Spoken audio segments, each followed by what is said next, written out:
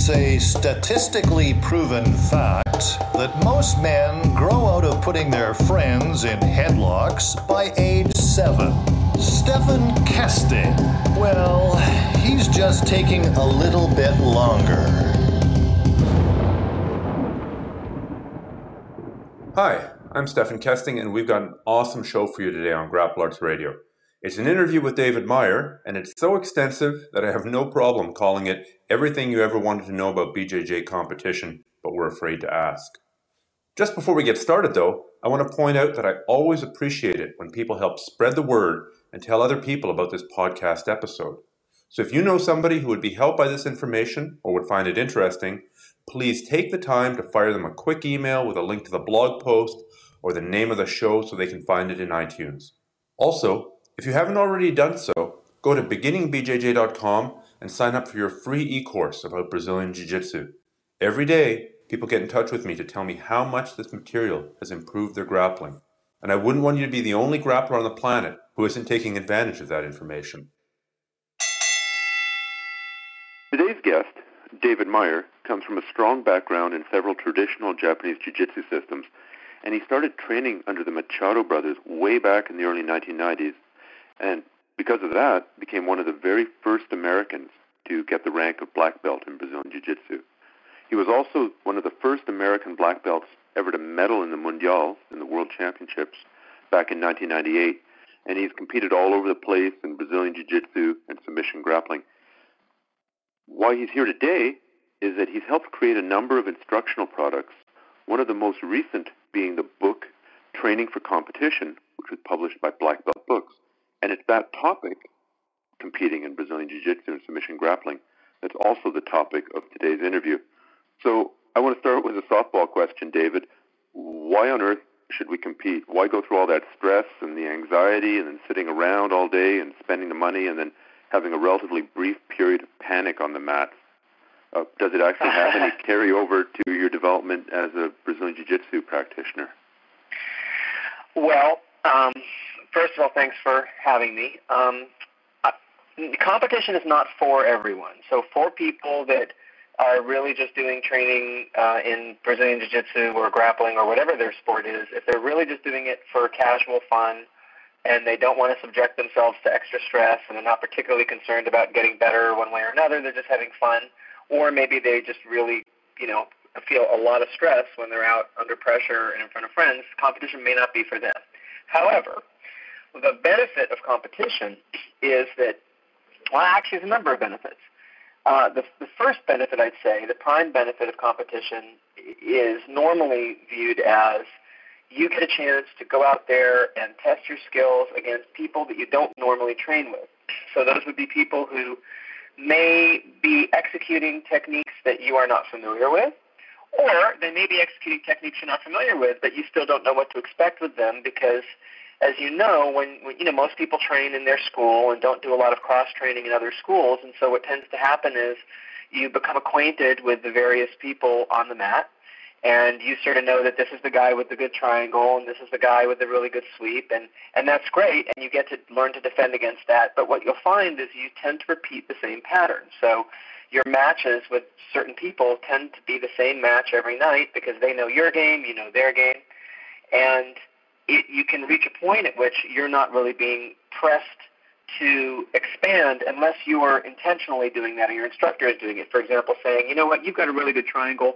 I don't want to see you do a triangle for the whole next month. I want to, or you're always on the mount. I want to see you start every fight underneath the mount on every match for the next month, forcing yourself sort of out of your comfort zone. But what the competition tends to do is you're immediately out of your comfort zone because you just don't know who the other person is and what they're going to throw at you.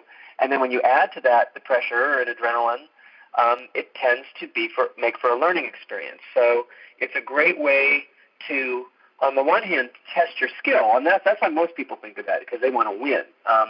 But from my point of view, the real winning in the competition is just getting out there and trying to do your best against an unknown opponent. Ironically, if you lose, that's your best chance at learning. I mean, if everything goes the way you think and you get to pull off your favorite move and you tap the guy out and you tap all your opponents out and you win, that's extremely gratifying. But the truth is you don't tend to learn very much from that. You have to be disciplined to then go back and say, well, yeah, I won, but why didn't I win faster? Or, yeah, I ended up getting the guy in an armbar on the third try, but why didn't I get it on the second or first try? Most people don't do that. They just go home and gloat. But if you lose, it becomes a great opportunity to say, wow, what did that guy do to me? And that was something I've never seen before, or why did that work? And those, in my experience, become the most powerful learning experiences, and you really learn those moves, and that will never happen to you again. So I think that's the main reason I would say people should go to compete, is because it's a chance to learn and put themselves into unfamiliar environments so they can expose weaknesses in their game that may not otherwise be exposed. But I would add to that, it's also a great way to focus your training, because when we're just training night after night after night, there's no particular goal. I mean, you're trying to stay healthy, you do your warm-ups. But when you have a competition coming up, let's just say in 3 or 4 weeks, it starts to make you pay more attention to what you're eating. It starts to make you, paying a little bit of attention to getting better sleep, and you ramp up to it, and you try to put in that extra effort, and it's a great way to help you focus your training, and having that come up every couple months is just a great way to really push you to excel, as opposed to just having one night become the same as the next night. So those would be my top line. Well, and actually there's one more I would toss in there. From a self-defense point of view, this is exactly what my next question was going to be, the adrenal freakout factor. So exactly. Well, and it's interesting, Stephan, because we are martial artists, and as such, we consider ourselves to be fighters. I think most people who do Brazilian Jiu-Jitsu and submission grappling, they're sports. We're not pulling out knives. We're on soft environments with soft mats. We're guaranteed one opponent, not multiple opponents. I mean, there's a million reasons why it's a fighting art, but obviously it's a sport. But I think fundamentally we all like to believe, and I do believe it's true, that fundamentally there's a self-defense, self-preservation aspect to the martial art that we're doing and to any practice of the martial arts.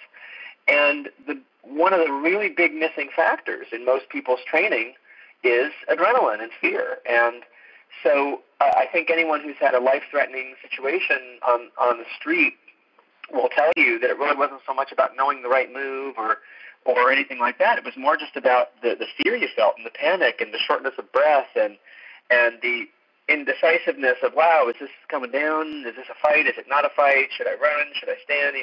All those kinds of things. So I think that people, for that reason alone, should jump at the opportunity to put themselves in stressful situations. Now, obviously, when you're on a competition mat, it's not the same kind of fear that you fear when someone is approaching you on the street and you think they might be armed or whatever that situation is.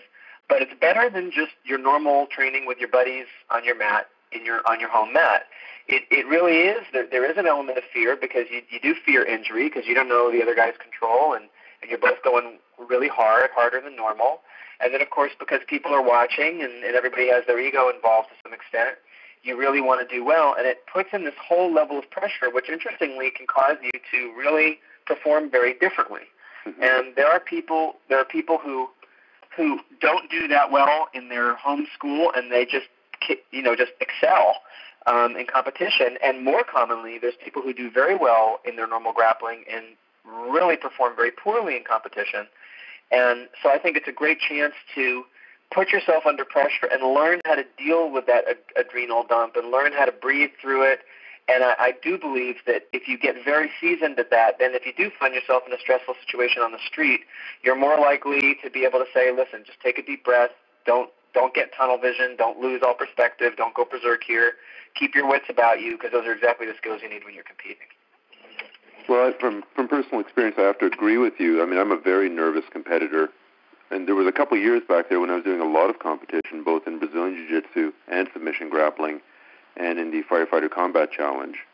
And by competing every couple of weeks to every month or so, by the end of that year, it was kind of another day at the office sort of thing. Yes, you were excited, but you can actually master that adrenaline dump. But let's jump a little bit back to, you're talking about the phenomenon of a gym fighter, a guy who kicks ass at the dojo on the mat, and then he gets out to the tournament and he completely falls apart. And we've all seen this, and you said it's pretty common, and I agree that most people perform under their level.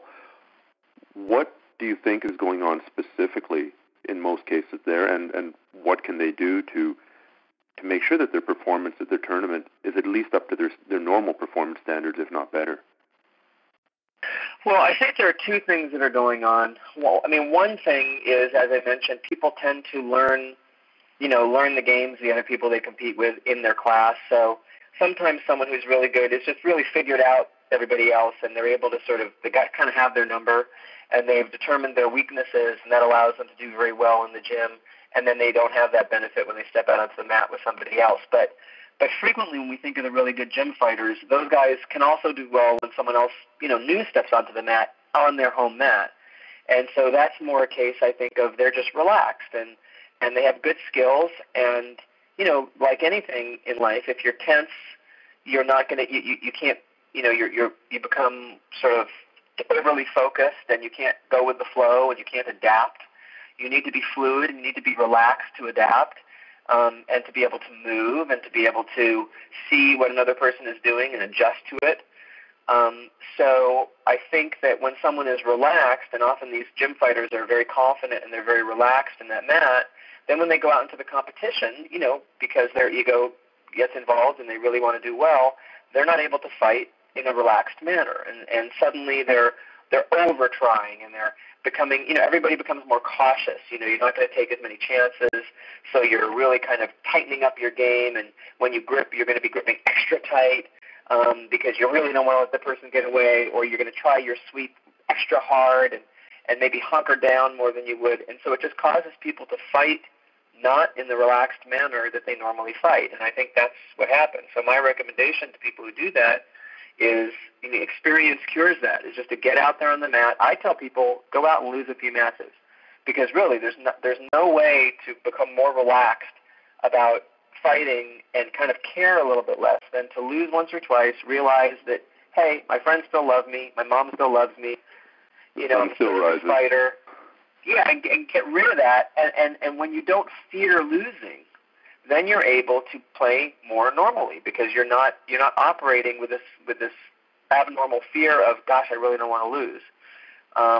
And I think that's the cure for it, is just get rid of that fear of losing, lose once or twice, don't care about it, and then relax. And once those fighters relax again, then they get back to their normal state of being able to adapt and read what's going on. Do you think it's possible to be too relaxed sometimes? Or perhaps relax is the wrong word, and maybe there's optimal levels of arousal for every activity. For powerlifting, you should probably be a 9 out of 10 or a 10 out of 10. You should probably be in almost a complete rage. Whereas if you're throwing darts, if you're that aroused, that emotionally engaged, you're not going to come anywhere near the dartboard. So obviously, I'm guessing you would think that jiu-jitsu would be in the middle there somewhere. So is it possible to be under-aroused or relaxed? And that's interesting, and you're very perceptive to even raise that question, because most people don't. But actually, I think it is. There are some people who are in a competition. One of the we've talked about some of the differences between the competition and your regular training on the mat, and we've said, well, one of the big differences is you're fighting someone that you may not be familiar with unless you've competed against them before. So there's that that level of not knowing the person. Then there's also the stress. But another big difference in competition is there's a time limit and there are points. And generally when people are training on the mat, in their home mat, unless they're specifically training for competition, so they're sort of doing practice matches, generally they're not overly focused on the points. They tend to be fighting more for the finish. And they're not particularly watching the clock. I mean, when your few minutes ends and your instructor says, okay, time to switch, you just switch. You weren't trying to get something accomplished within that time frame. So what ends up happening is if you come too relaxed to a match and you're like really committed to not getting out of breath and not burning your grips, and you're being so relaxed, what can happen is the other person might be very conscious of the, let's just say it's an 8-minute, or maybe it's the blue belt, your 5-minute time limit, and they are exploding because they know, look, they've got 5 minutes to get the job done. And if you get too passive, you might get yourself into a situation where you're in a defensive mode, and now when you try to turn it on in the last minute of the fight, you can't recoup those points, or you can't recoup that position because the other person is just too aggressive and has overwhelmed you. So I think part of the experience of competition and the savvy that you get as you get some experience is learning to balance not being inappropriately excited so that you don't burn your grip out and you're not kind of tightening up your moves so that you can't flow, but at the same time being able to hold intensity and explosion when it's needed so you don't just sort of get bowled over in the first minute or two and then have to play catch-up on points or something like that and ultimately lose because you were just trying to be too relaxed.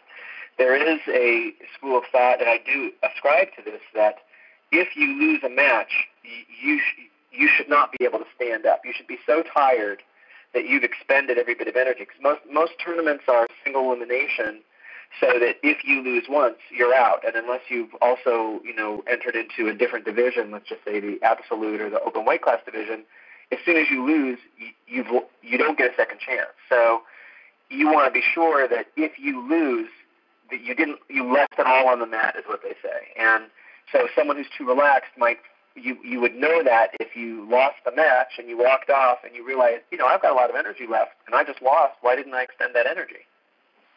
Well, that's the tip of the day right there. That's I think that can be really valuable for people. Can we jump back another step? For somebody who's never been to a tournament, obviously the best thing for them to do is to go and watch it or go and participate. But some people like to know what they're in for in advance. Can you take us through sort of a typical day at a typical Brazilian Jiu-Jitsu tournament? The weigh-in, the rules meeting, whether it's single elimination or not, which it obviously is, and sort of the flow of the day, the timing. How long can you expect to be there? Yeah, I mean, there is some variation because there is some rule disparity sometimes between tournaments and the way they're run, and obviously more, some tournaments are much better organized than others.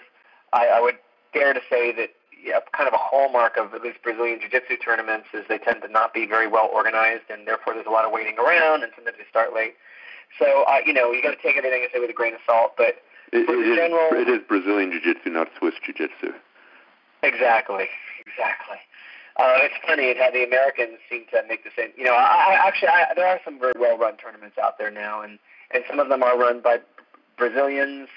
Some of the international Brazilian Jiu-Jitsu Federation staff is run actually very professionally, very well, and some of them are run by Americans. But there's a wide variety of professionalism when it comes to both the tournament organizing and, unfortunately, in the actual judging sometimes. But setting that aside, the basic what generally happens is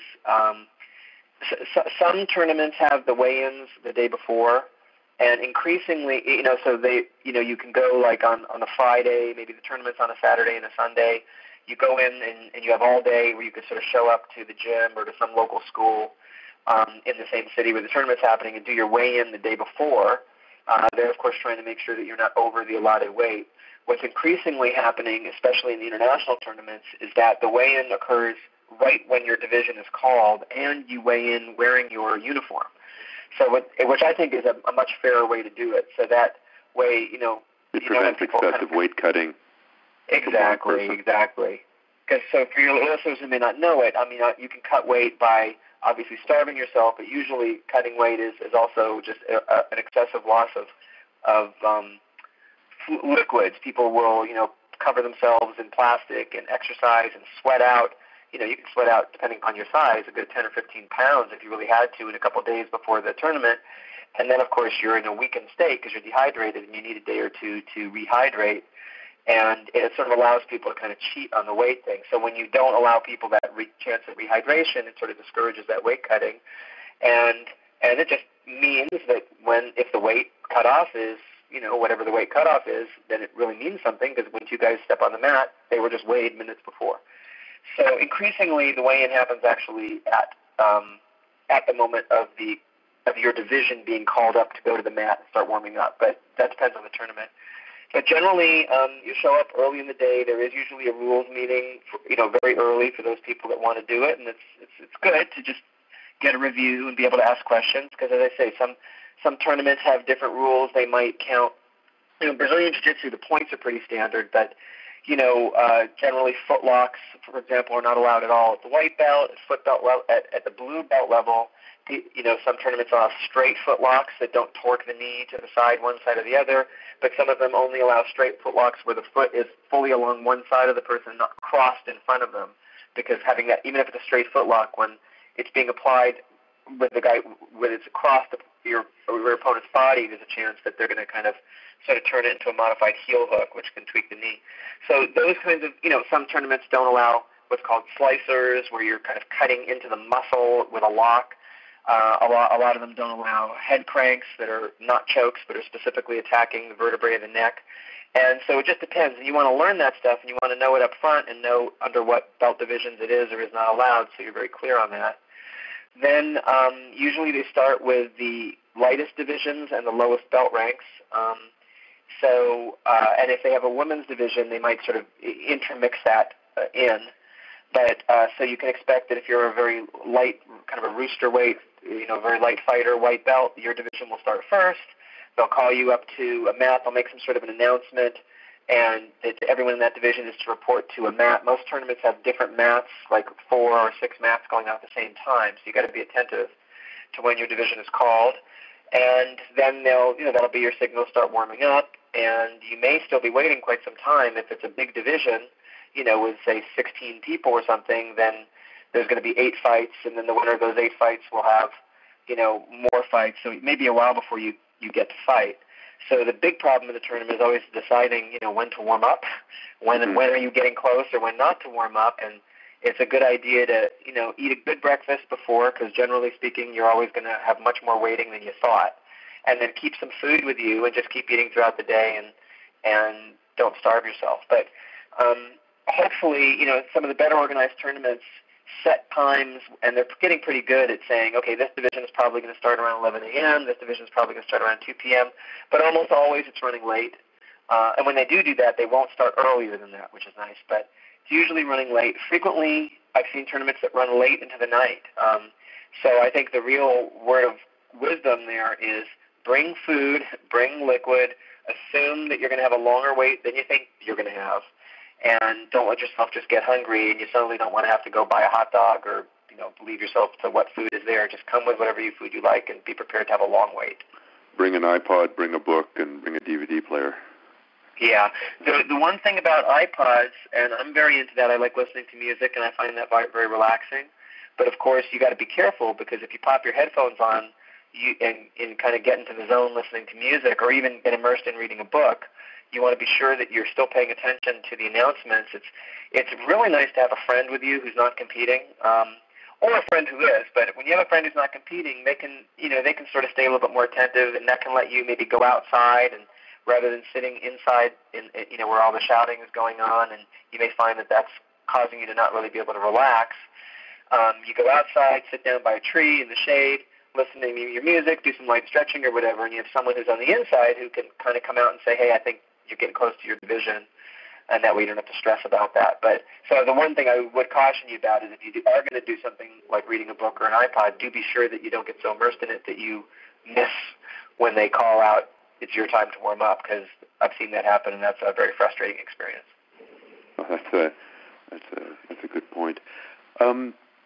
If you are that friend or that coach, what's your take on coaching fighters?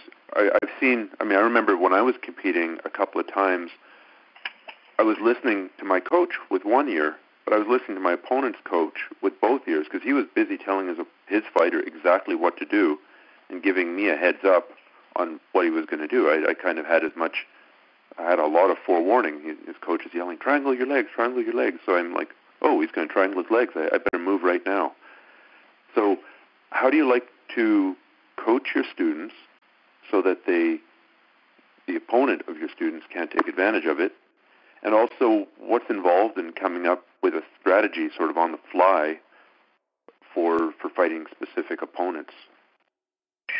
Well, let's talk about the coaching part of that question first. I think that tournament coaching is an entirely a skill set in and of itself, and there are people who are great at it and people maybe who are not so great at it.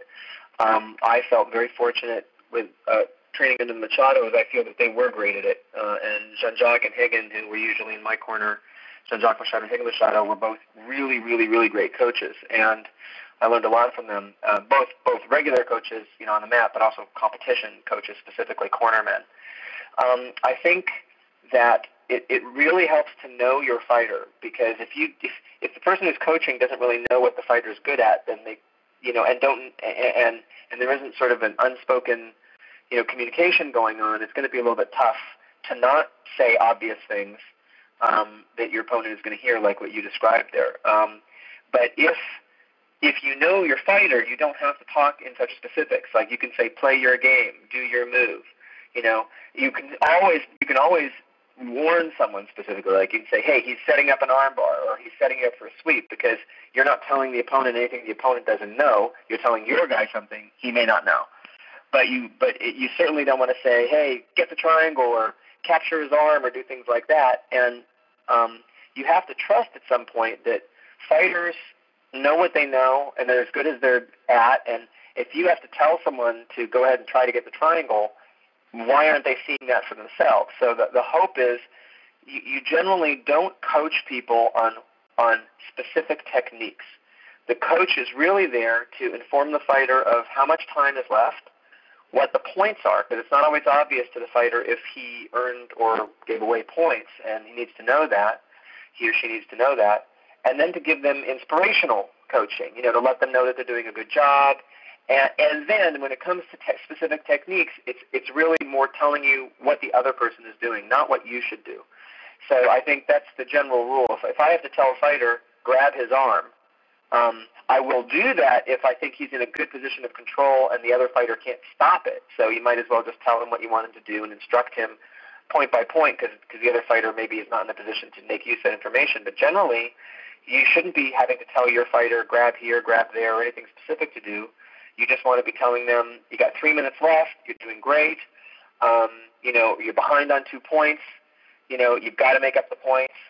And then if they need some specific coaching, like pull to your guard. If you see that their takedowns are not working and they're going to lose, you might want to encourage them, like pull and sweep, and move them into a different area. And you are giving some information away to the other opponent, but, it's the price of losing the match. But I'm not a big believer and I'm also not a believer at all in the coach getting excited. It's hard to hear, a lot of people are screaming during a match. So if someone is trying to scream instructions at you, it really gets lost in the scream of the crowd. It's much easier to hear a coach who's talking calmly and in a lower level, because that actually cuts through the crowd, because no one else is talking calm in a low level. So it allows you to sort of get a beat on on your coach's voice and just listen. So I see a lot of times where coaches get very excited and they get all pumped up, and I don't think that helps the fighter. I think a calm voice of reason in the corner, reassuring the fighter, telling them the things that they obviously need to know that they may not know, and including the points and the time, is the ideal way to be a corner coach for a fighter. Okay, so then what about the other aspect? That's the within-match aspect of coaching. What about the before-match aspect of coaching? How much do you think scouting out potential opponents in the bracket is the fighter's responsibility versus the coach's responsibility? I think practically speaking, the coaches don't really have time to do that. I mean, usually if an instructor is there, he has or she has more than one student that's in the competition. So it really may not be feasible for a coach to be watching the early matches and taking note of, wow, that guy's really good, or that guy's really not good, and then your fighter may or may not be fighting that guy, may never even see them in the bracket. I mean, it's great if a coach is generally aware, and it's easier as you get higher up in the belt rankings because there's fewer people. And especially if you do a lot of competition, then you'll start to see the same people again and again, and you may compete against them again and again, so you do have a chance to kind of get to know their game. But I generally don't think it's really feasible for a coach to step out into a tournament and do much in the way of scouting in each division, because they've got people going on in different divisions, and they're trying to watch their own fighters. So I think it's really the fighter's responsibility, if they get a chance to, is to watch the matches that are occurring before them, and that way they get a chance to see, okay, well, that guy won, so if I win my match, I might be with that guy, and I noticed, wow, he has a really good throw. I better watch out for that. And so I would answer that there's more practically speaking, it needs to be more the individual fighter, because they're the ones that are sitting in their bracket watching every fight, while the coach may be distracted and running back and forth to different mats and will only come back to your mat when it's your actual fight. You're actually sitting there watching your whole bracket fight until it gets to be your time, so you as a fighter have the opportunity to see what else is going on. That being said, I think that there's not too much reconnaissance that really can be done. I mean, you can know pretty quickly, that this guy is a judoka or a wrestler and they're good at that, but you'd find that out within the first couple seconds of your own match anyway. So it certainly helps to know if someone is good at something, but I think it's of only limited use, because at the end of the day, they may be good at, you may have seen them execute something well, but that doesn't mean they're going to be able to execute it well against you. So you just kind of figure things out as you go once you actually get on the mat with the opponent. I do, however, think it's important to have a general game plan worked out with yourself and your coach. Even though things may diverge from that game plan very quickly, but a concept of at least what are you going to do at the start of the fight? Because if you kind of come out there as a blank slate, you're really saying to the other person, okay, we're playing chess, you make the first move. And you want to always take the first move. You want to put pressure on the other fighter so that they have to respond and get into your game. So if you're good at takedowns, then you want to be the one to initiate the takedown. You want to be the one, because every time you initiate something, someone has to respond, and those responses are usually finite. So if I just walk out onto the mat and don't do anything, then there's an infinite number of moves the other person can launch at me. They could pull to their guard, they could sweep, they could shoot in for a takedown, they could try a judo throw, they could do a flying armbar, who knows what they could do, because it's infinite, because I haven't put them under any pressure that's going to limit their options. If I shoot in immediately for a takedown, I know one of two things is going to happen. I'm going to take them down or they're going to sprawl.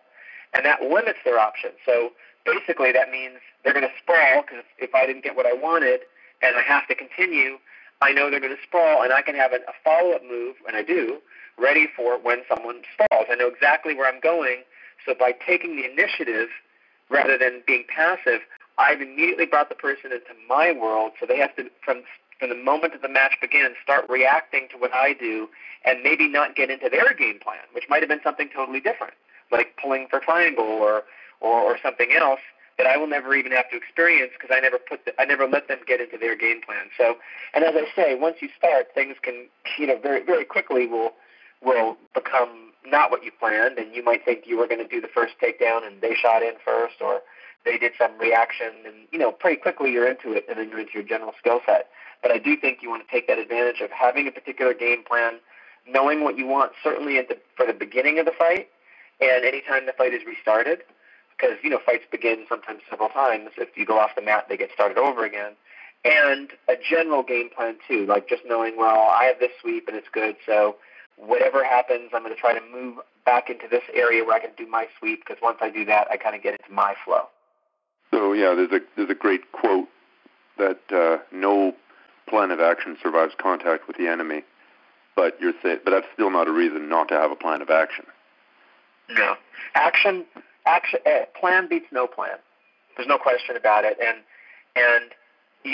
like I say, in tournaments, you're awarded for aggressiveness. So, if there are no points scored, whoever is initiating more should be the person who's given the victory.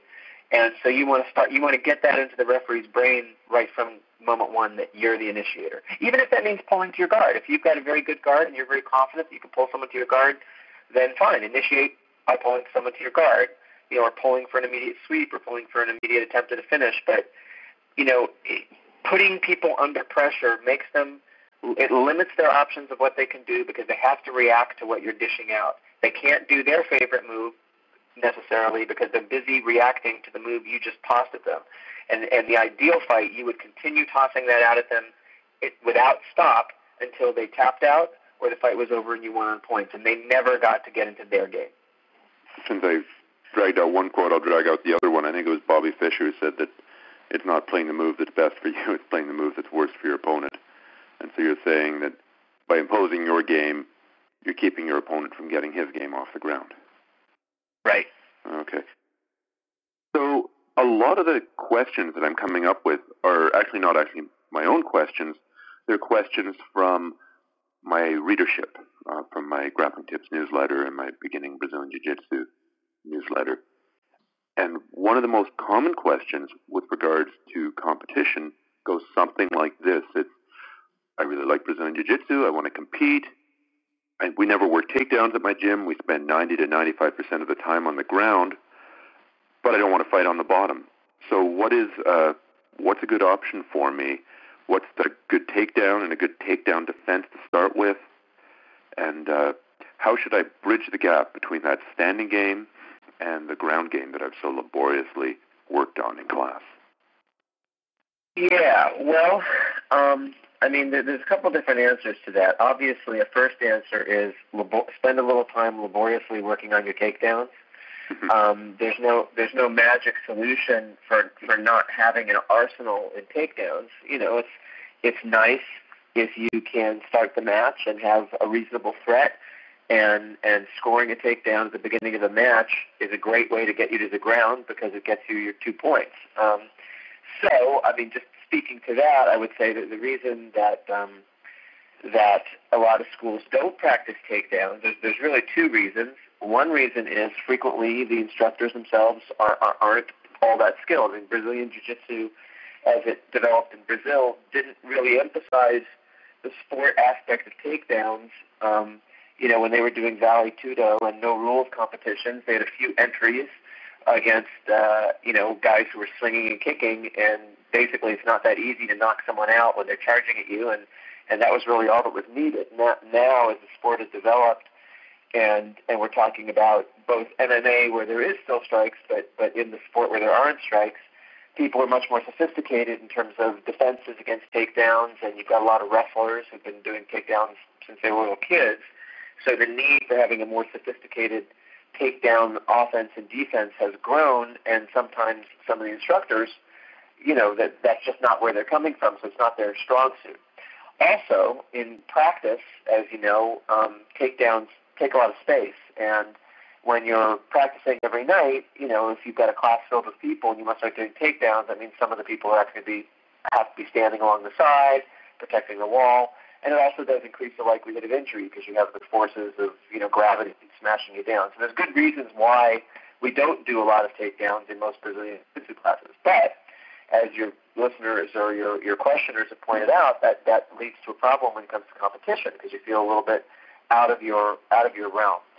So I would say one answer to that is spend a little time doing takedowns. And if that means doing it outside of class, or if that means stopping by your local judo club or wrestling club or local high school wrestling coach or whatever, it's good if you can get a little time spent with takedowns. And a lot of Brazilian Jiu-Jitsu instructors are open to having the local college wrestling coach maybe come in once a month to help work on takedowns, and that's a great solution for acquiring some skill.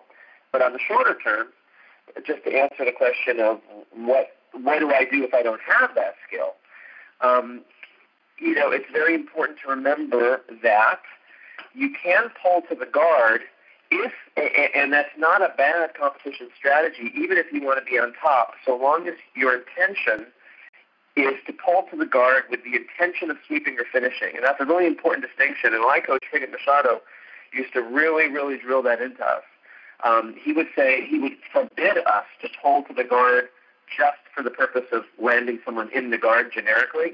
And his point of view was if you pull to the guard, you are specifically pulling for the purpose of immediately initiating a sweep. So what I would suggest is that you practice. There are certain sweeps that are really ideal for when someone is standing. They're called by different things, but they can involve, grabbing the person's heel and putting your foot on their hip and the other foot behind their knee and kind of sweeping them down that way. There's a number.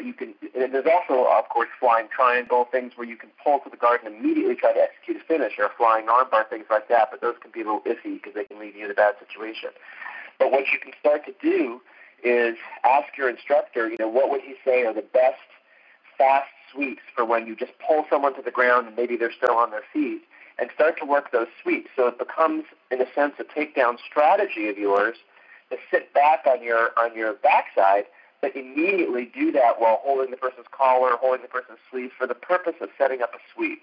And that can work. And then if it fails, you're not penalized for being defensive and pulling to the guard because you did try to initiate something. And then the worst case scenario is the person ends up in your guard, and hopefully you have a whole plan of attack and plan of sweep from your guard. So it's almost bridging the gap between a sacrifice throw in judo and a sweep in Brazilian Jiu-Jitsu. It's a flying sweep. Yeah, exactly. Although I would even call it a little bit more money in the bank than just a sacrifice throw.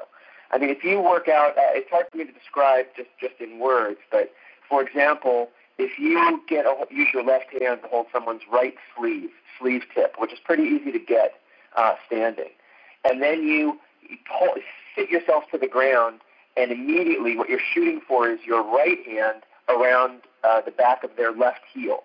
That's pretty attainable. And then if you're able to at the same time get your right foot up onto their hip, I realize there's a lot of description that maybe doesn't work well over the podcast, and your left foot behind their right knee, you're in a situation where you can suddenly kick them back with your right foot down to the ground, and they can't post with their right arm because you're holding their sleeve, and they can't step back with their other foot because you're holding their heel.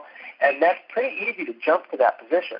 And there's a number of sweeps that come off of the person's defense against that. So it's not really that you're just jumping to something. It's attainable. You're holding their sleeve, and then boom, you're on the ground, you're holding their heel, and your feet are doing their thing, and they better have very, very good balance to be able to react quickly, or they're going down. So there are sweeps, and I would say talk to your instructor and ask what are some of those sweeps and work them. And they would generally be the types of sweeps you would do when someone is standing up in your open guard. And it's just sort of a free spider guard or an open guard. And what are the sweeps from there? Those would be the sweeps that you can set up from standing and jump down to. Another good move that I use, and this is actually described in my book, is you can shoot in for a double leg takedown, knowing full well that you don't have good penetration skills, and it's very likely the person is going to defend by sprawling on top of you. And you can plan for that, so when they sprawl on top of you, the most likely thing they're going to then do is spin around and try to move towards your back. And if as they're spinning towards your side, you can kind of lay on your side and catch them in a half guard. Again, difficult to describe on the podcast, but it's a predictable response that someone will do when you shoot at their legs, that they will first sprawl, and then if you don't have their legs, they will immediately spin and try to get your back. And that gives you plenty of time as they're spinning to also lean off to your side and kind of catch them between your legs, not in a full guard, which you could do, but in a half guard, and then immediately go back to your feet or get aggressive again, and there's, again, a number of sweeps and attacks from there. So it's basically a way of using a shooting in as a method of closing the distance when you know you don't have the skill to actually complete the takedown, but you're not even trying to complete the takedown. You're basically inviting the guy to come and begin to grapple with you on the ground, but you have, a game plan. You have a plan for how you're going to deal with their reaction that doesn't involve you're just letting them get your back or lying down on your butt. So you can basically use shoots as entries to cover the distance and plan on failing on your takedown since your takedown skills are not so good, but then have an immediate backup plan for what the person's likely going to do that does take you into an aggressive ground game, and it's a way of closing the distance. I don't know how well that works describing it over a podcast. I think people are familiar with that. I mean, Minotauro did that exact same strategy in Pride a number of times, or it looked like it. Yeah. So well, I guess my point there is, even if you can't execute the takedown, you can initiate a takedown. You can initiate. I mean, your other opportunity is just stand there and defend, and hope the other person's going to shoot in, and you can defend and sprawl on them, and maybe start working from the top from them. That's always possible to do. That the problem with that is you're kind of running a risk that the other person may be quite good at takedowns, and if you don't feel, and generally people who aren't really good at executing takedowns aren't that good at defending them either, because if they were, that would mean they'd be spending a lot of time, learning them and with people who are good at them. But so that you can use your lack of skill as a takedown offense, nonetheless as an initiator, basically making that first chess move knowing full well what the other person's likely next move is going to be, and you could have your next move ready to go. Well, on a related note, what if and somebody was wanting an answer to this, and I have an answer, but I'm interested in hearing what your answer is, because you're the star guest of today's podcast. What if the other person doesn't want to engage you on the ground? Maybe they've already up a couple of points, and their whole strategy is to back off. And you see this a lot in no-gi, where one person is trying to engage the other person. Maybe they even pull guard. As soon as they open the guard and start playing an open guard game, the other person backs away. The person on the ground ends up doing a bunch of butt scooting and gets penalized, or is told to stand up again. So and the other person is just trying to wait for the clock to run out. Maybe they're up a few points, or they're waiting until the very last 30 seconds of the match to do their takedown and then defend wildly for 30 seconds. So what suggestions do you have there for open guard players, especially in a no-gi context? Yeah, that can be tough, and that's a skill that, and that's like someone playing the rules essentially and playing the points. And I've seen wrestlers do that because they're good. They don't want to engage on the ground, or maybe they did, but you threatened them with a triangle, and now their idea is, hey, man, I'm just going to shoot my takedown and sit on my lead, and I don't want to get involved with this guy because it's dangerous. And honestly, that's legitimate. It's fair. It's within the rules. One thing I would say before we talk about the physical technique is that's when it's good to have a corner coach who can advocate for you. Fighters generally should not advocate. They shouldn't talk to the referee or complain, unless there's something really, someone is doing something illegal and you need to call the attention to the referee. It's like, hey, he's grabbing me here, or hey, he's doing something like that the referee's not seeing. But a good corner coach can start to complain to the referee that he's backing away, he's running from the fight, and get the referee to start putting some pressure and threaten to pull away points. Because frequently it's obvious when someone is doing that, when they're not really wanting to engage, and someone needs to be calling that attention loud and clear and respectfully to the referee, so the referee can start to advocate and get on your side and tell them to start engaging.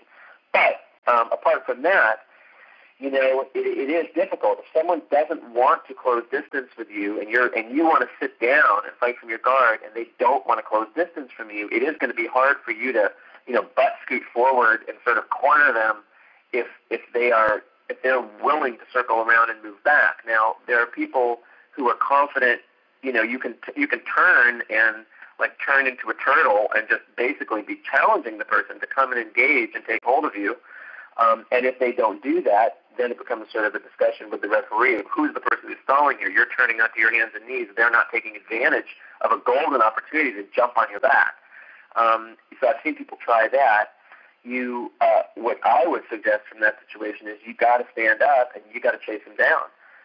You've got to force them into a corner, and you've got to make it obvious that they're running from the fight. And again, having someone, as you're doing that, complaining to the referee that this person is running and running and running, you want to get the referee advocating for you. So I guess I don't know what your answer to that is, Stephan, but my basic answer is if the person is standing and will not engage, you got to stand up too, and you got to shoot, and you got to take them down, and you got to corner them, or you got to shove them into the corner, or do something to force them to engage, or make it darn obvious that they're running from the fight. The point about your corner or your coach advocating for you loudly, clearly, and respectfully is well taken. I guess the only thing I would have to add to that is something that Ricardo Laborio pointed out when I was talking to him, and that it's a lot harder to run away from somebody if you're caught in their half guard than in their open guard. So it's often difficult to get close guard if your game is pulling guard and you want to pull close guard and the guy's intent on defending that can be tough to get sometimes. But if you manage to capture one of their legs in half guard, then it's often a lot harder for the guy to stand up and run away, because in doing so, he often exposes himself to a whole bunch of sweeping opportunities. Oh, yeah. No, I would agree. I was assuming by the question that the person, you're not able to engage. He's stepping back, and you're not able to get your hands on him. Yeah, if you're able to get your hands on the person, and then they keep backing away, I would agree with that. In fact, you definitely want to take a look at Marcelo Garcia, He's a master at arm drags to half guards and having a monstrous series of bad things start happening to his opponents because of that. So he basically, his attack, his takedown is arm drag, which is a wrestling move where you're pulling the person with your right arm, you're pulling the person's left elbow across your body, and as a means of basically spinning them and getting to the back. But what he'll do is he'll do a quick arm drag as a way of pulling his own body, launching into half guard, basically like sliding into home base in a baseball game, and if he can drag the person to the ground in half guard, so much the better. But even if the person doesn't come down, he's basically used that away as diving in onto his butt, catching the person's foot between his legs, and then immediately latching onto it for a single leg takedown, spinning around, and he can cover some amazing distance that way, and it's kind of an unusual takedown, but man, he's made a career out of it. Well, if somebody is watching this and they haven't seen it, I would definitely recommend that they go to YouTube and look for Marcelo Garcia highlight, because you'll see that exact move that you're describing again and again, and it's just absolutely amazing. Yeah. All right. Well, what about conditioning? If you're looking to compete, say a couple of months away, what do you think are the most important aspects of conditioning? Where do you fall on the whole aerobic versus anaerobic versus weightlifting versus muscular endurance versus power? Developing those different modalities, which is the most important? How do you mix them? I fall in the take steroids. No, just kidding. No, what basically different people have different physiology. Some people are stockier and by the way, have different games. Some people have jiu-jitsu games that rely more on explosion, and for them, strength is important. Some people have games that rely more on flexibility and kind of, setting traps, and for them, flexibility and endurance and sort of a tendon, what I call tenacious tendon strength as opposed to explosive muscular strength is important for their game. So to some extent, that answer kind of depends on what's your game and what's your body type. But I think in general, most people tend to fall too far, in my opinion, on the side of weightlifting and building bulk and trying to build explosive strength. That's easy to do, and it's also relatively painless. I mean, sitting around at the gym, you can do that in a relaxed manner. It's not that hard, and so people tend to fall towards the path of least resistance. Let's be honest, good aerobic training means, it's tough, and it means you're going to be running, or you're going to be running on the treadmill, or you're going to be wrestling hard, and it really is going to tax your endurance, whereas you can build up muscular strength with your friends at the gym while you're listening to music and having a nice time. So I think that most people fall a little bit too far on not doing enough aerobic and not doing enough what I would call anaerobic training, where they're doing their weightlifting or doing their wrestling, but doing it while they're oxygen deprived. And that's a very important skill that you want to have, and you want to get your body used to operating and exploding when you're in a state of oxygen deprivation. So my training, I have what I refer to as homework. That would be anything that you're doing off the mat, the kind of stuff that you can do at night or before you go to work or whatever that doesn't require partners and doesn't require time on the mat. And for that, that would be a series of weightlifting exercises, mostly with free weights, but not necessarily, but that mimic the movements that you're going to do in a jiu-jitsu match. So basically speaking, for your upper body, that would be curls and push-ups or bench presses. Those would be obviously the moves that you use to pull people in or choke or push people away or block, hold someone away. You could do pullovers or, pull-ups as a means of working your takedown, the ability of pulling someone back in, as well as seated rows. Those would be the exercises, the motion you would be using to pull someone towards you for a takedown, to pull their legs, or to pull your elbow back as someone has got you in their guard and doing an arm bar. Then, of course, sit-ups, crunches in all directions would be important, and often with squeezing a ball between your legs to mimic squeezing a person between your legs as you're sitting up and working your guard. And then for your legs, the basic exercises I would just toss out there are legs, seated leg extensions and leg curls. Leg extensions would be obviously lifting someone up when you're sitting on your butt and you're lifting with your hooks, and the leg curls pulling with the hamstring would help, as well as groin, there's machines that allow you to squeeze your knees together. That's always good for strength and closed guard.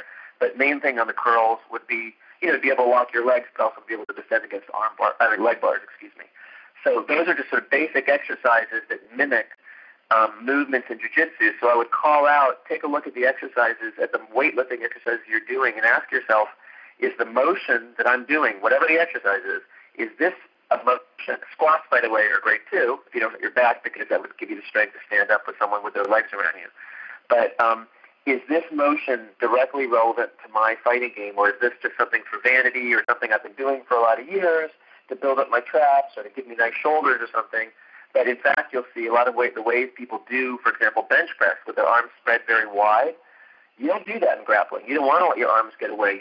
You're generally keeping your elbows against your body and pushing away and pushing yourself away. And to mimic that, you'd be talking about either push-ups or bench presses with your elbows in very close and using more of your tricep strength and possibly a lower weight. So people just need to take a look at the exercises they're doing and make sure that they're relevant to grappling, first of all. But then in terms of ramping up for a competition, I would say, you want to build up some bulk early on, and then you'll taper off, of course, in the week before competition to let your body, relax a bit and recover. But building up some strength with higher weights is good. But I really key in on that aerobic stuff. I'm very into running. For me, I don't run more than 4 miles. That's an issue of, just don't like to spend that much time pounding on my joints. But also, your jiu-jitsu match is going to be at most, if you're at the black belt level, 10 minutes. Then you want to have really good endurance because you want to be able to recover. But to me, it makes less sense to be running for an hour, because, again, you're not mimicking what's going on in the jiu-jitsu match. Jiu-jitsu match involves explosion and rest periods and explosion. So I like to run a few miles as a warm-up, so that might be 30 minutes of running max, and then start a series of sprints where I unpredictably, will sprint 100 yards. Sorry for my Canadian friends that I'm speaking in non-metric terms, but I am American. But run 100 yards, then jog 10 yards, then suddenly explode, run 30 yards, jog 5 yards, just unpredictably explode. The key being start running again before I'm ready, because that's really the feeling you have in a competition is it's time to explode before you're fully recovered. That can occur because an opportunity opens up, or maybe the referee stands you up and says go, and you'd really like to take an extra minute to fix your belt and catch your breath, but you got to go. I think that ideally, too, in the gym, when you're doing your weightlifting, and this speaks to that anaerobic thing I was mentioning, this is something that Jean-Jacques Machado talked to me about and used to do very effectively, and I really like it, is to get on the treadmill and sprint. Crank the thing up to a scary speed that you're really taking it up to a full-on sprint. Watch your steps. You just go flying off the treadmill. Do that for 2 minutes if you can.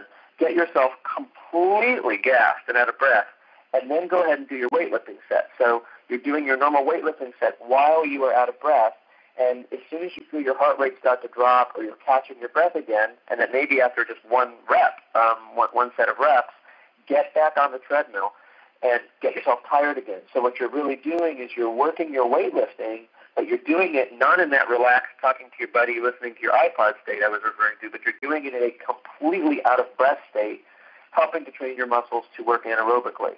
And, of course, the best training prior to a competition is the grappling itself, because that's exactly what's happening when you're grappling. And I would say that you need to ramp up the intensity level to build up your endurance on the mat as well. So you need to have partners knowing that you're training for a competition. And a great way to do that is if you have the luxury of doing this, is to have fresh partners rotate in onto you and rotate into good positions. So maybe you've been wrestling for 2 minutes, you're tired, boom, a new fresh person walks in and they start on your back with the hooks in. And then keep yourself under pressure. So like say, I've got 2 minutes and I'm down by 3 points, go. And then as soon as those 2 minutes are up, whatever has happened, bring in another fresh person, they're on the mount, you've got 2 minutes and you're down by 1 point, go. And by doing that, you're forcing yourself to work in a zone of heightened heightened energy when you're tired, and ultimately that's the best way to mimic what's going on in the competition. So I don't know if that answered your question, but that's sort of my general game plan in terms of conditioning prior to a competition.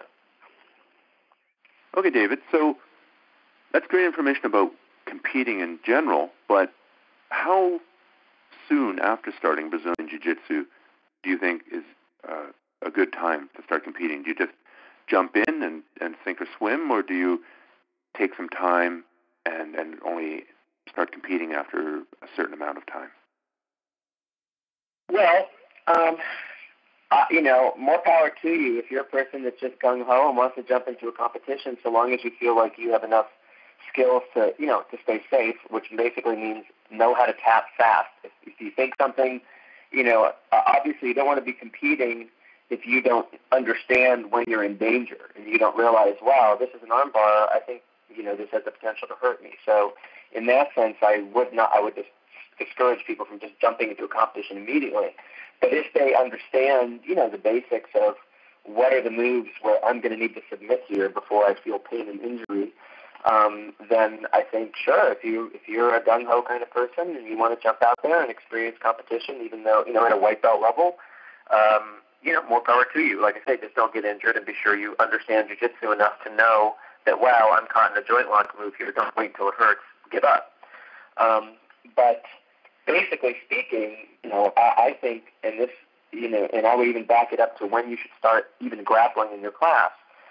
When I learned, and I'm sure when you learned, and this is certainly the way it's in virtually every Brazilian Jiu-Jitsu and submission grappling class, people are often put to grapple on day one. I mean, they come into the class, they learn what the mount is, they learn a move or two, and then it's time for the class to start grappling, and they say, sure, go in and grapple.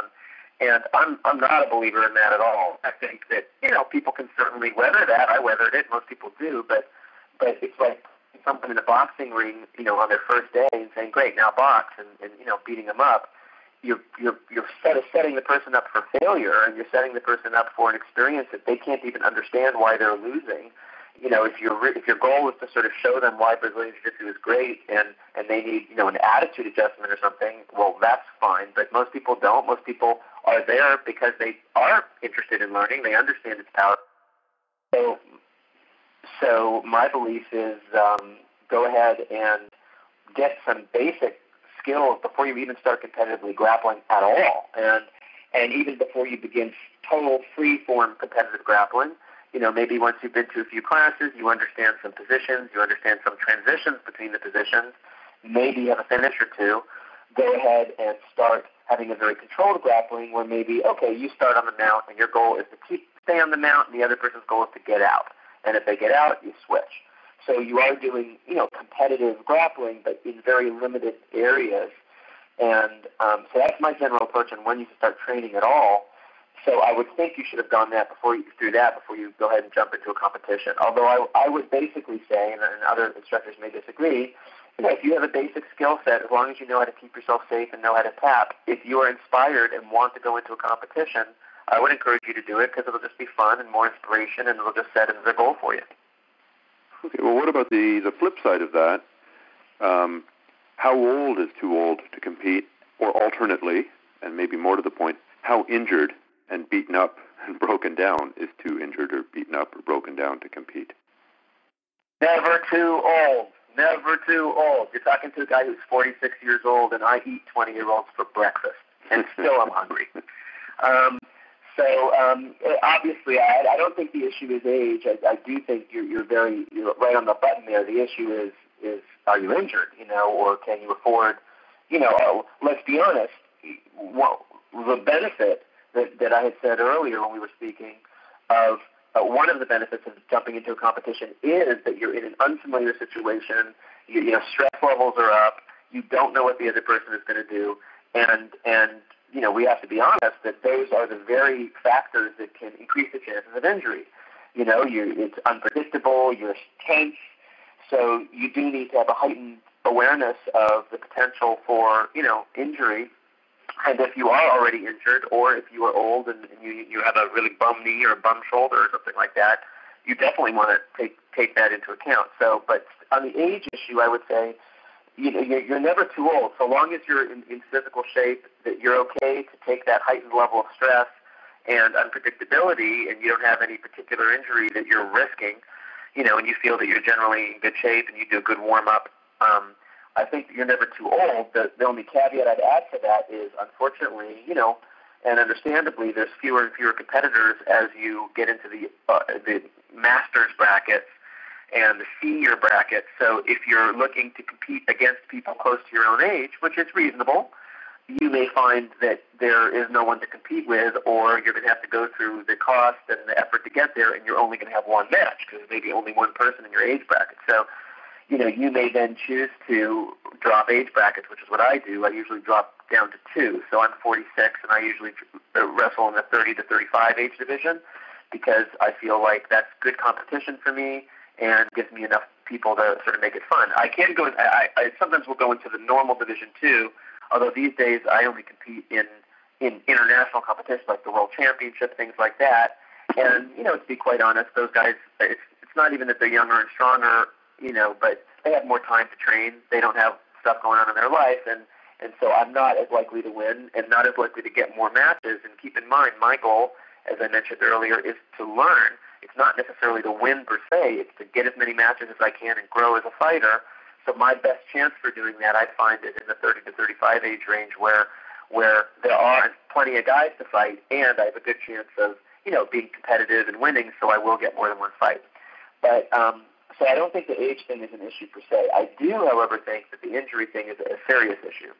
We all we're fighters, we're warriors, and I'm a big proponent of saying, hey, you want to be prepared at any time for a fight. If someone attacks you on the street, you can't say, time out, my knee is sore today, can you come back tomorrow? That's true. And so we like to use, we want to be tough, and we like to use the chance of a competition to push that. But there is a point at which, if you are injured or sick, and I've learned from experience on this, it just doesn't make sense to compete. In terms of being sick, you're not going to compete you're just not going to be able to execute. And it's frankly unfair to the other fighters. You don't want to get anybody else sick. So I would say if you're under the weather, that's just bad luck. Don't compete. Come back another day when you're feeling good. And in terms of the injury, that's a personal choice you have to make. We all know the price for making an injury worse can be a lot of missed training. And so, if something is sore and you can tape it up and work around it, and even if that means that there's certain moves that you're just not going to do, that's fair enough, and you can go into the competition understanding that. But if you've recently had an injury and you're maybe jacked back or you're really kind of nursing it along, you really got to think long and hard about, do you really want to subject yourself to a situation where you're likely going to get adrenalized, you're not going to feel the pain, you're not going to pay attention to it, you're not going to want to tap, and then you're going to walk off the mat perhaps with something that's going to keep you from training for a month or worse, depending upon the injury. I always warn people, and because this is something I just see time and time again, what will happen is people will get some sort of a relatively minor injury, like they'll pull something, and then they'll maybe take a day or two off or take some time off of the injury, and there's always that point at which you feel good enough to train again. And that's the most dangerous moment, because when you feel good enough to train again is the intersection of you're a little bit out of shape because you missed some training, your injury is at the least healed spot it has been when you're going to subject yourself to training again, and you're super eager to get back on the mat. And that's a recipe for turning that little injury into a big injury. And I see that time and time again. So you don't want to let competition bring you into that trap either. You want to say, am I actually healed enough to feel confident that I can seriously explode and this is going to work? And if you can't answer yes to that, then for the sake of your longevity as a fighter, you probably want to let that competition slip by. There'll be another one in a month or in a couple of months. You'll be better, and you just don't want to. Injury is the enemy, honestly. Anything that keeps you from training is the enemy. That will destroy your training. So you avoid injury at all costs. Okay. I completely agree. I've always thought that there's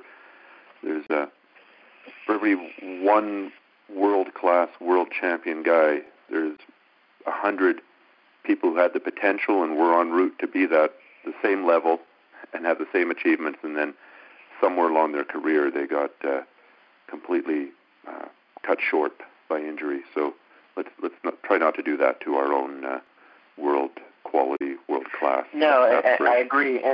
And honestly, I'd use that opportunity to put in a plug for real good homework, what I called before. You're off the mat, really good, keep yourself in shape, keep your body in shape. I do advocate some weightlifting to keep your connective, tissues strong. And in Jiu-Jitsu, and in submission grappling, we tend to work certain areas, a lot, and certain other areas not at all. And you want to keep your body in a good general balance. So your weightlifting is your chance to, methodically and scientifically make sure that all joints and connections in your body are strong. And I'm a huge advocate of yoga and keeping yourself very flexible and pliable. Obviously, the more flexible you are, if you get tweaked into a position and your body can go there comfortably, you won't get an injury. So I just can't emphasize enough the importance of warm-up and, both doing your homework and then good warm-ups before your training. Whenever you train, you just don't skimp on that, or you will learn the hard way, as we all have, that, wow, I should have warmed up better. We all think that we're superhuman, but at the end of the day, we need that blood flow, we need that warmth, and that will help prevent injuries, and I just can't emphasize that enough. Okay.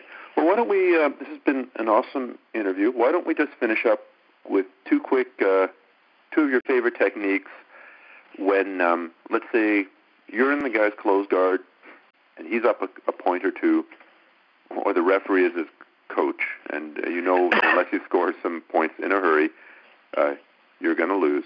So one move to use against someone who's stalling when you're in their closed guard, and one move to use against someone who's stalling and they're in your closed guard. Okay, this is a little hard to describe technical moves via Oh, you did really well before. I have faith in you. Okay, that's fine. Well, we'll assume for the sake of argument that we've got our gis on. It's a little easier to stall with gis because you can hold the gi and hold someone down tighter. It's a little harder to stall when you're doing submission grappling without the gi. But so if you're in the person's closed guard and they're stalling you, by definition, that probably means they're trying to break down your posture. And, they're keeping their legs locked, of course, but they're trying to break down their posture. So my preferred move would be to always you got to stand up. Try to stand up. That gets gravity working for you, and that gives you the opportunity to start to force their legs open. And if they're doing a successful job of, and when I say stand up, what I mean by that usually in my world, that would mean, if possible, go ahead and get, let's just say, your left hand on their chest. As we are talking about a gi, try to gather up both of their lapels and hold them together with your left hand. When you're holding both of someone's lapels, it makes it hard for them to push your hand off to either side of the body, because when they push their hand off, their gi tightens up. And so by holding both lapels, you get support in both directions. And then your other hand or fist down towards their hip, pressing down on their hip, holding their hip down to defend against an arm bar against the other hand that's holding the lapels.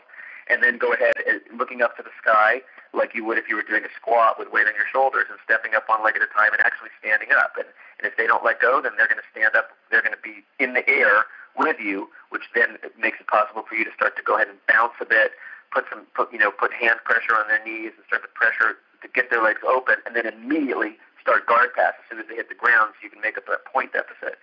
But generally speaking, if they're stalling, it can mean they're doing a good job of keeping your posture pulled down. So it's hard for you to get that posture up and to make that stand up.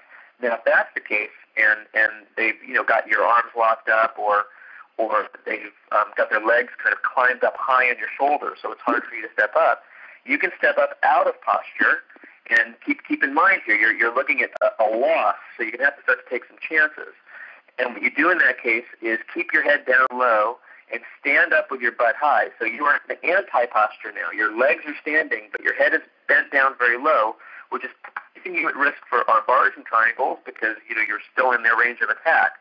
And then I place my feet in a single line. So I line up my right foot behind my left foot. So I'm standing, butts in the air, heads down. They're holding my head and arms. I'm down low.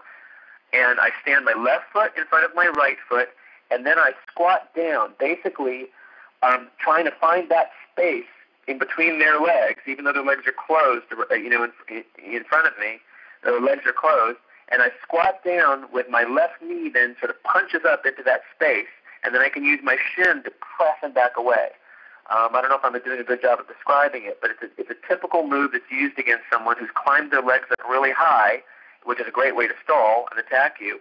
And so by doing that, they've allowed you to stand up with your butt high in the air and then kind of sit back and punch a knee through the little space, you know, in their groin area between their legs. But bottom line, what I'm saying is you have to do what's available to you. So if you can't free your upper body and they're stalling and they're hanging on to you, then you got to get your lower body involved and stand up, and even give them a chance to hit you with an armbar or triangle. And by the way, that's another, you know, as a last resort, giving someone something they can't resist.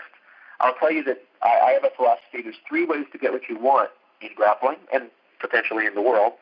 One way is to friggin' take it. Okay, you're in a good position, you're strong, just grab that arm and rip it off. And that's what everybody tries to do. That's a white belt move.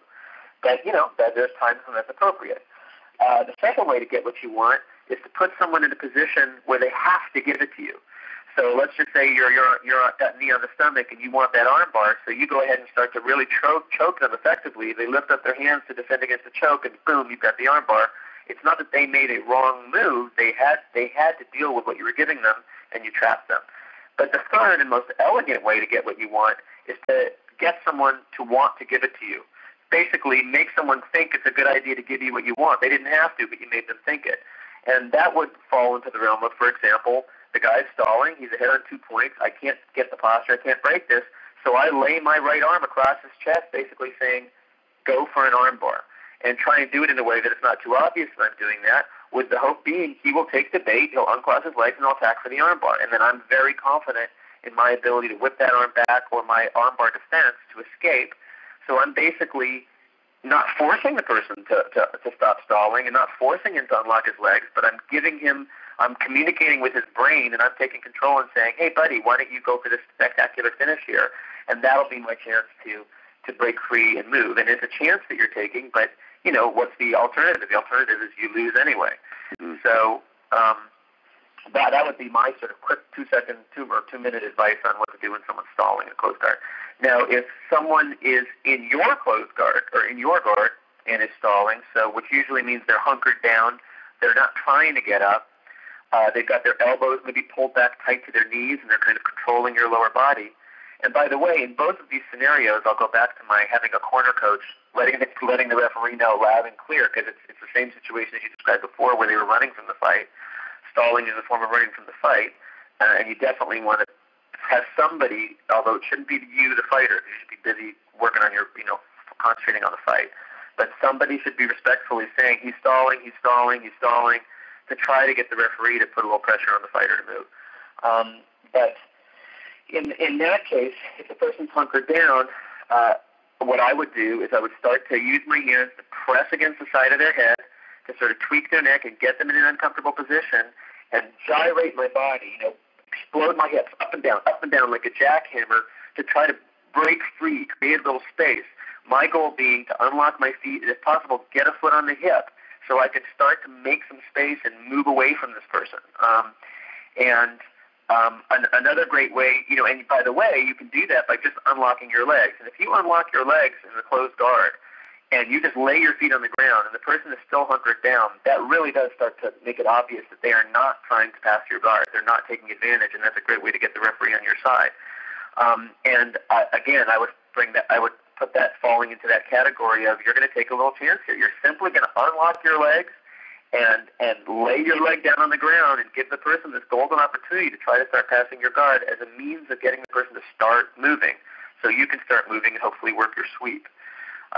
But if they're not taking that bait, you've got to, again, just shake your body free and keep in mind, what I said earlier, that if you lose, you better be dragged off the mat. You should leave all your energy on the mat. You should not be walking away with any energy. So this is the perfect time. You're laying down on your back. He's stalling. It's time to absolutely go ballistic because you're going to lose the match. And if you do, you don't need that extra energy. So putting your feet on the ground, jumping your hips up and down, up and down, up and down to break space, pushing on the side of his head to put him in an uncomfortable position, trying to move your hips away, get your foot on his hip, and then go ahead and try to start to stand up or start to drag him into your attacks, and you're off. Okay, well, that's great advice. So we're going to close the interview now, but I just want to tell the listeners that if they want more of your advice, they should. You've got lots of resources out there. You've got videos. You've got a DVD series. You've got packages, and of course, you've got the Training for Competition book. That's on Amazon, isn't it? And other places too. Yeah, it is. It's from Black Belt Communications, and you can get it on Amazon. And can I say our website for other materials? Of course.